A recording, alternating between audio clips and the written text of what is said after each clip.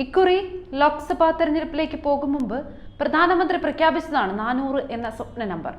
ആ ആത്മവിശ്വാസം 3 ഘട്ടം പിന്നിടുമ്പോഴും പ്രധാനമന്ത്രിയും അമിത്ഷായും അടക്കം ആവർത്തിക്കുന്നുമുണ്ട്. നമ്മൾ ചരിത്രം പരിശോധിച്ചാൽ അങ്ങനെ ഒരു നമ്പർ നേടി അധികാരത്തിലെത്തിയ ആരെങ്കിലും ഉണ്ടോ? ഇന്ത്യൻ ജനത ഒരു നേതാവിനെ മാത്രമേ അംഗീകരിച്ചിട്ടുള്ളൂ. 1984 രാജീവ് ഗാന്ധിക്ക് ഇന്ദിര എന്ന വലിയ നേതാവിന്റെ രക്തസാക്ഷിത്വത്തിന് രാജ്യം നൽകിയ മറുപടി കൂടിയായിരുന്നു മകനുള്ള ആ അംഗീകാരം. രാജീവിന്റെ ആ റെക്കോർഡ് മറികടക്കാനാണ് ഇത്തവണ മോദിയുടെ ശ്രമം. തെരഞ്ഞെടുപ്പിന്റെ എല്ലാ ഘട്ടത്തിലും മോദി ആവർത്തിക്കുന്ന മുദ്രാവാക്യം 400 സീറ്റിൽ അധികം നേടി ഭരണ തുടർച്ച. സ്വതന്ത്ര ഇന്ത്യയുടെ ചരിത്രത്തിൽ ഒരേ ഒരാൾക്ക് മാത്രം സ്വന്തമായ നേട്ടം. നെഹ്റുവിനോ ഇന്ദിരയ്ക്കോ പോലും സ്വന്തമാക്കാൻ കഴിയാത്ത നേട്ടം. 1984 രാജീവ് ഗാന്ധിയുടെ നേതൃത്വത്തിൽ കോൺഗ്രസ് നേടിയ ചരിത്ര വിജയം തകർക്കുക എന്ന സ്വപ്നത്തിലാണ് മോദിയും അമിത്ഷായും. പക്ഷേ ആ ലക്ഷ്യം അത്ര എളുപ്പമല്ലെന്ന് രാഷ്ട്രീയ നിരീക്ഷകർ അടിവരയിടുന്നു.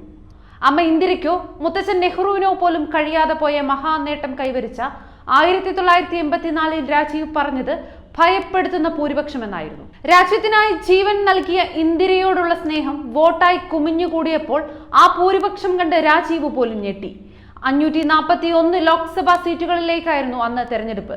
541-ൽ 414 സീറ്റും രാജീവിന്റെ കോൺഗ്രസിന്. ഇന്ദിരയുടെ രക്തം വീണ മണ്ണിൽ മകൻ രാജീവിന് ചരിത്ര ഭൂരിപക്ഷം നൽകി ഇന്ത്യൻ ജനത.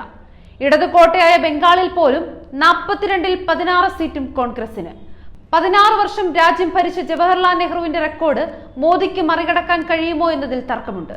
പ്രായം ഒരു വെല്ലുവിളി തന്നെയാകും. പിന്നെയുള്ളത് രാജീവിന് 414 സീറ്റ് എന്ന റെക്കോർഡാണ്. 303 സീറ്റ് നേടിയാണ് മോദി 2019-ൽ അധികാരത്തിൽ വരുന്നത്. രാജീവിനെ മറികടക്കണമെങ്കിൽ ഇപ്പോഴുള്ള സീറ്റുകൾ നിലനിർത്തണം. അധികമായി 111 സീറ്റുകൾ വേണം. ഒട്ടും എളുപ്പമല്ല അത്.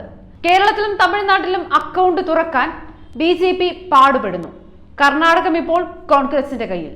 BJP നേതൃത്വത്തിൽ ആകട്ടെ തർക്കങ്ങൾ സജീവം. തെലുങ്കാനയിൽ കോൺഗ്രസ് തരംഗമുണ്ടായേക്കാം. ആന്ധ്രയിൽ ജഗനും YSRും ശക്തം. അങ്ങനെ തെക്കേ ഇന്ത്യയിൽ BJP അമിത പ്രതീക്ഷ വെച്ചിട്ട് കാര്യമില്ല. ഉത്തരേന്ത്യയിൽ BJP കോട്ടകളായ സംസ്ഥാനങ്ങളിൽ പലതും കഴിഞ്ഞ തവണത്തേക്കാൾ വെല്ലുവിളികൾ.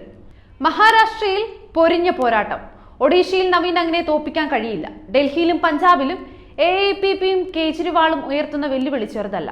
ബംഗാളിൽ മമതയോട് പോരാടി നിൽക്കുന്നുണ്ടെങ്കിലും ദീദിയെ അങ്ങനെ തറപറ്റിക്കാൻ കഴിയില്ല. ബീഹാറിൽ നിതീഷിനെതിരായ ഭരണവിരുദ്ധ വികാരം പ്രതിഫലിച്ചാൽ പണിയാകും. ഇങ്ങനെ വെല്ലുവിളി പലതെങ്കിലും അമിത്ഷാ കഴിഞ്ഞ ദിവസവും ആവർത്തിച്ചത് ഞങ്ങൾ 400 കടക്കും, മോദിക്ക് രാജീവിനെ മറികടക്കാൻ കഴിയും എന്നതാണ്.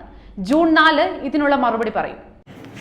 കൂടുതൽ വാർത്തകൾ അറിയുവാനായി ഈ ചാനൽ സബ്സ്ക്രൈബ് ചെയ്ത് ഫോളോ ചെയ്യുക.